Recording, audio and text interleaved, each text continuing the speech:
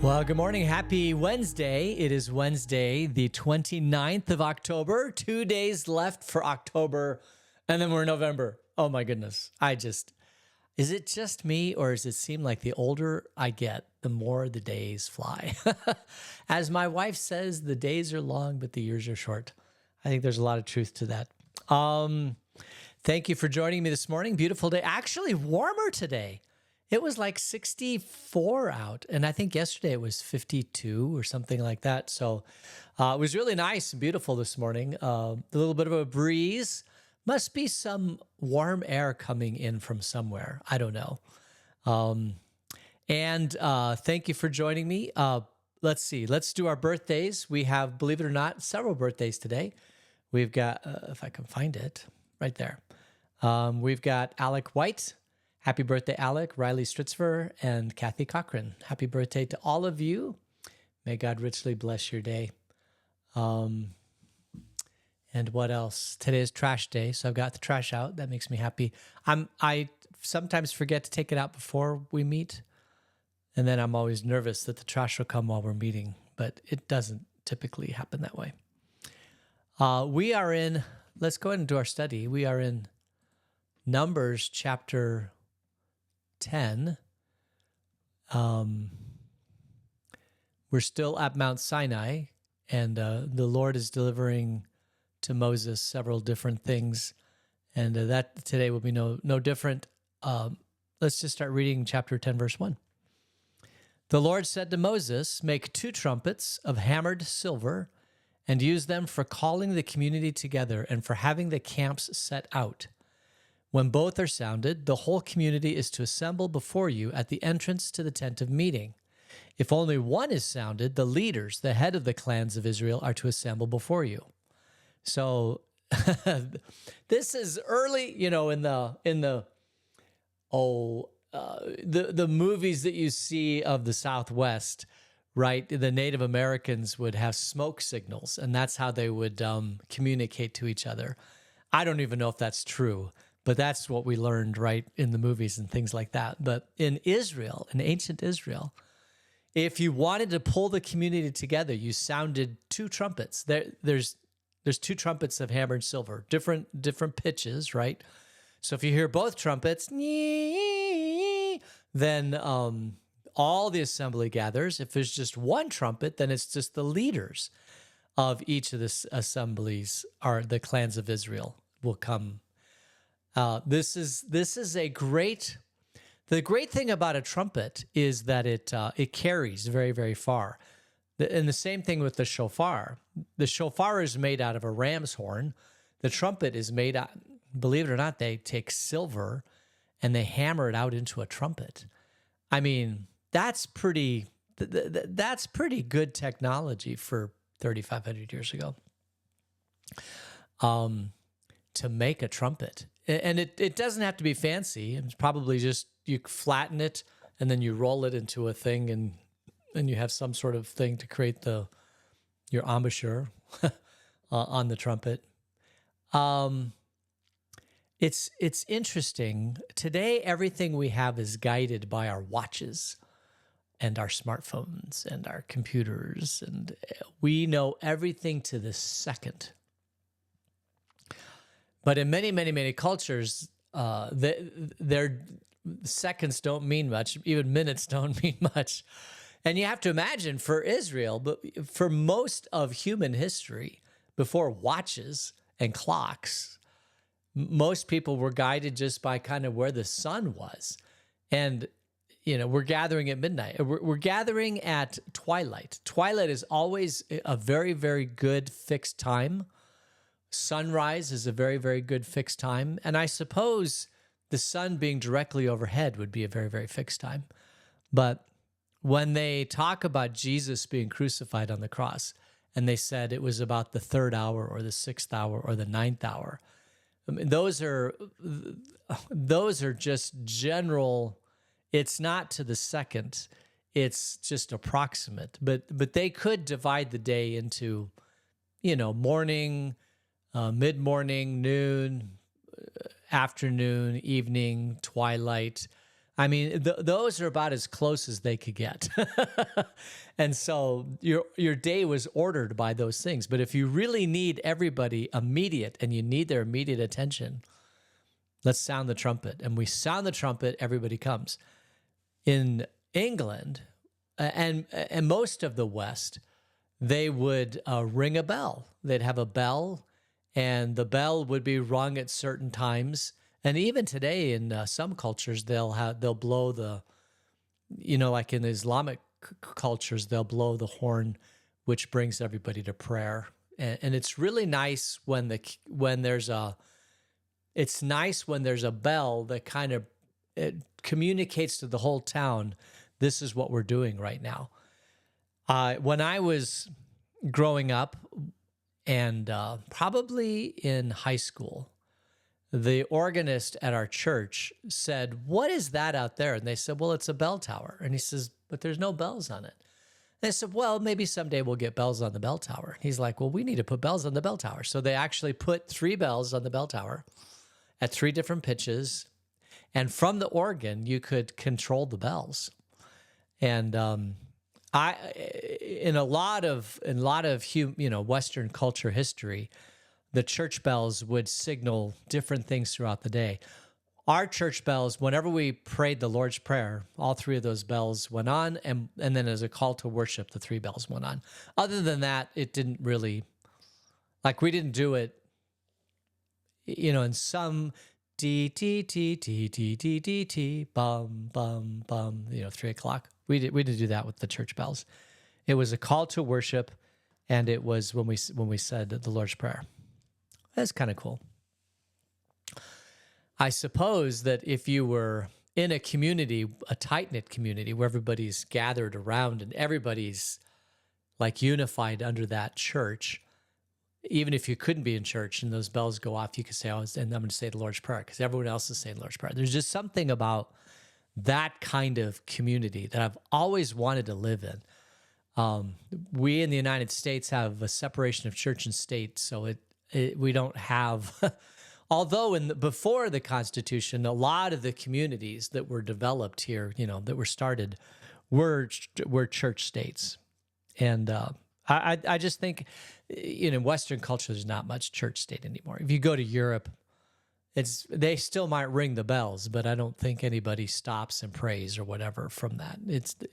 Those times, at least in Western culture, don't exist. Anyway, all right. So 2 trumpets, everybody, 1 trumpet, just the leaders come. And everybody can hear the trumpet. And we know that on the last day, the trumpet shall sound, the dead shall rise. That's got to be cool. That the trumpet will sound. I mean, that thing that I long for will happen when Jesus returns. And we'll be all guided by 1 trumpet, and that'll be God. And our lives will be defined by 1 trumpet, which will be God. All right. Verse 8. The sons of Aaron, the priests, are to blow the trumpets. This is to be a lasting ordinance for you and the generations to come. When you go into battle in your own land against an enemy who is oppressing you, sound a blast on the trumpets. Then you will be remembered by the Lord your God and rescued from your enemies. Also, at your time of rejoicing, your appointed festivals and new moon feasts, you are to sound the trumpets over your burnt offerings and fellowship offerings, and it will be a memorial for you before God. I'm the Lord your God. So it's not just as we're getting ready to leave or we want to call the assembly together. There's other times when you're going into battle, you blow the trumpets. When you're rescued from your enemies, you blow the trumpets. At times of rejoicing, at festivals, new moon. There's just various times that you blow the trumpets, and that calls everyone together. And the only one that's allowed to blow the trumpets are the priests, the sons of Aaron. And it's a lasting ordinance. Let's see. In the Islam religion, it was the crier up at the top of mosque 4 times a day. Yes, the town crier. Oh, my goodness. Yes. Naomi is 13 today. Happy 13. Wow. Oh my goodness. How is that even possible? All right. Let's see. All right. Let us continue on. We are at verse 11. On the 20th day of the second month of the second year, the cloud lifted from above the tabernacle of the covenant law.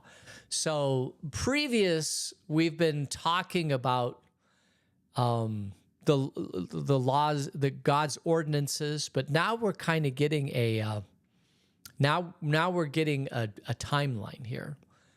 Remember, they're at Sinai, but they don't remain at Sinai, because on the 20th day of the second month of the second year, the cloud lifted, right? And when the cloud lifts, what does that mean? It's time to go. When the Israelites set out, then the Israelites set out from the desert of Sinai and traveled from place to place until the cloud came to rest in the desert of Paran. They set out this first time at the Lord's command through Moses. The divisions of the camp of Judah went first under their standard. Nahshon, son of Amminadab, was in command. Nethanel, son of Zuar, was over the division of the tribes of Issachar, and Eliab, son of Helon, was over the division of the tribe of Zebulun. Then the tabernacle was taken down, and the Gershonites and the Merarites who carried it set out. The divisions of the camp of Reuben went next under their standard. Elizur, son of Shadur, was in command. Shelumiel, son of Zurishaddai, was over the division of the tribe of Simeon. And Eliasaph, son of Duel, was over the division of the tribe of Gad. Then the Kohathites set out, carrying the holy things. The tabernacle was to be set up before they arrived. The division of the camp of Ephraim went out next. Under their standard, Elishama, son of Ammuhud, was in command. Gamaliel, son of Pedazur, was over the division of the tribe of Manasseh. And Abidan, son of Gidoni, was over the division of the tribe of Benjamin. Finally, as the rear guard for all the units, the division of the camp of Dan set out under their standard. Ahiezer, son of Ammishaddai, was in command. Pagiel, son of Ochran, was over the division of the tribe of Asher. And Ahira, son of Enan, was over the division of the tribe of Naphtali. This was the order of march for the Israelite division as they set out. Okay, a couple of things here. One, this is quite organized. Oh my goodness. And we have leaders for each of the tribes, and there's an order to how they march. There's an order to how they tear everything down. There's an order to who does what. And this is their first march. I have a son-in-law who's in the National Guard, and he goes marching, although he's deployed right now for a year, if you can imagine that. Can you imagine being deployed for a year? He's got his 2 boys. Oh man, that's got to be tough. So basically, they're going out and they're leaving Sinai and they're going to the desert of Paran. Now, I looked up where's the desert of Paran, and here you go. Sinai is about right here where it says Sinai, and then about northeast, Kadesh Barnea is in the northeast corner of the wilderness of Paran. And I also have a Google map kind of showing the Sinai Peninsula. So Sinai is about right here, and Desert of Paran is kind of up in here. Now, one thing I just want you to notice, I'm going to zoom in a little bit here. What do you see that's missing from this whole area? I mean, just look at it. What is missing? Life.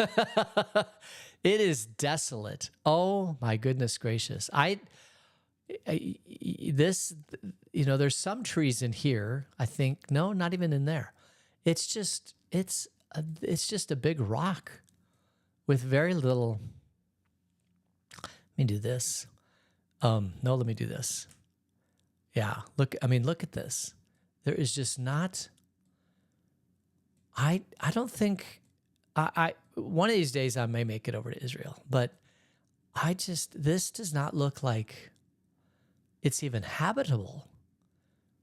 You better have a lot of water. I mean, you zoom into this and it's just a barren desert rock. And the whole thing. You get to the coasts and there's life, I'm sure. And of course, you can see here, this whole area in Egypt is got a lot of life in it, and then along the coasts. But most of this is just uninhabitable. I suppose that's where the oil comes from. I don't know. Anyway, how do you? I don't think you have to have a lot of faith in God to leave that beautiful green lush area in Egypt and then go out into the desert and basically live on a rock with very little water. Or when you do find water, it's a blessing. I don't know. That is phenomenal. Just absolutely phenomenal.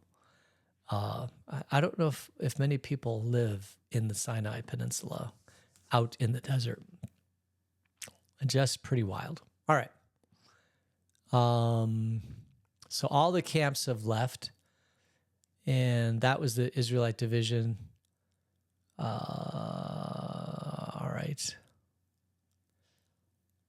Then they set out. Verse 29. Now Moses said to Hobab, son of Ruel, the Midianite, Moses' father-in-law, we are setting out for the place about which the Lord said, I will give it to you. Come with us, and we will treat you well, for the Lord has promised good things to Israel. He answered, no, I will not go. I am going back to my own land and my own people. That's interesting. For a whole bunch of reasons.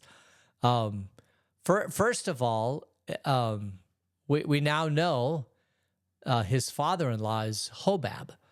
But when we were out in the desert in Exodus, it seemed like he met a different father-in-law. So does he have more than one father-in-law? And he's not going to go with them. And I don't know if I blame him. We're going up there where there's no water, it's a rock, and God's going to lead us. And he's like, I think I'm good. I think I'll go back to my own land and my own people. You just have a good time. That must have, I would imagine that would have been heartening for Moses for that to happen. Because it's a reflection on everyone's trust in God. I mean, if you have people defecting and leaving, and one of them is related to Moses, that's going to be disheartening for the whole camp. So Moses really has to try to see if he can get him to stay. Verse 30, Moses answered, no, this is Hobab. But Moses said, please do not leave us. You know where we should camp in the wilderness, and you can be our eyes. If you come with us, we will share with you whatever good things the Lord gives us. So they set out from the mountain of the Lord and traveled for 3 days. And the ark of the covenant of the Lord went before them during those 3 days to find them a place to rest. The cloud of the Lord was over them by day when they set out from their camp. So it sounds like Hobab might go with them. And then we have this little, whenever the ark set out, Moses said, rise up, Lord, may your enemies be scattered, may your foes flee before you. And whenever it came to rest, he said, return, Lord, to the countless thousands of Israel. So Moses is calling on God all the time. Whenever they set out, they pray to the Lord. And whenever they arrive, they pray to the Lord. And this is whenever we in our particular denomination, Lutheran Church Missouri Synod, we do have pastors' conferences. And whenever we arrive, the first thing we do is we all get together and we have a small little devotion or worship that like starts off the conference. It's usually 1 or 2 or 3 days. And then at the very, very end, we have another time. It's called itinerarium. And we basically pray for travel mercies for everybody as they leave and depart. But the whole thing is centered around God from the moment we arrive throughout the conference until the moment we leave. And even as pastors get together, it's not as, it's not as long, but when we get together in even monthly pastors, meetings, to start with prayer and with prayer, the idea that the whole thing of Israel is centered around God is awesome. It really centers who you're doing it for and who's in charge. And one of the things in life that people struggle with is, why am I here? What am I doing? What has God called me to? And this is Moses's way to show the people that we exist. We only exist because of God. He is the one that gives us life and meaning, and our whole purpose is centered around him. All right, let's continue on. Move to chapter 11. Now the people complained about their hardships in the hearing of the Lord. And when he heard them, his anger was aroused. Then fire from the Lord burned among them and consumed some of the outskirts of the camp. When the people cried out to Moses, he prayed to the Lord, and the fire died down. So that place was called Taberah, because fire from the Lord had burned among them. Oh my goodness. So yes, fire, or just the heat from the sun. There's nothing really to burn out in this area. There's probably some stuff, but it is hot. I can imagine that one of the struggles of being out in the Sinai Peninsula on a rock is that it is hot. You've got the tents that protect you from and if you can keep the tent up, it will cool you down somewhat. But without that, a hot, it's hot, and Vail is hot, but it's not as hot as some of the places in Phoenix were hot where I grew up. I remember we would go to the airport in high school and just watch people come out of the airport who had never been to Phoenix before. Just that stark heat. It's like walking into the face of an oven. Oh my goodness.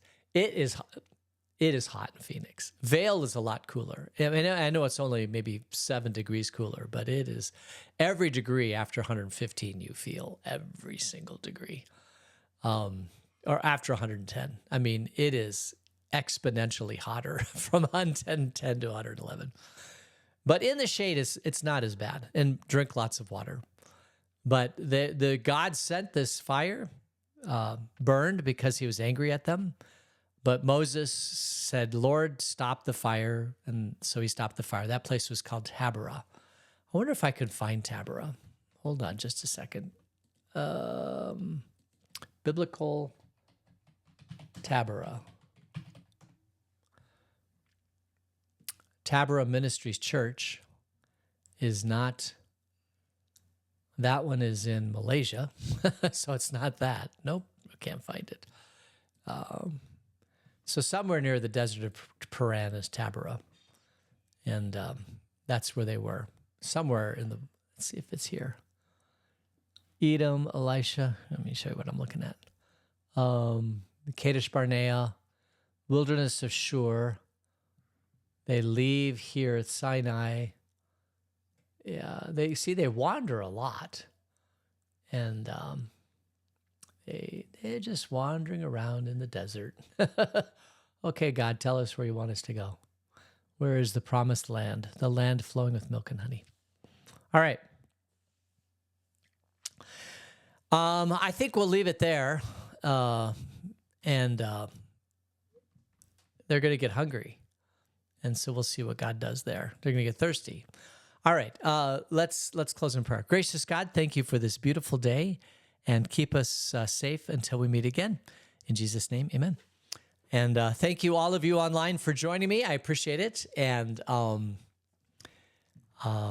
we will see you later. Take care. God's blessings. Bye.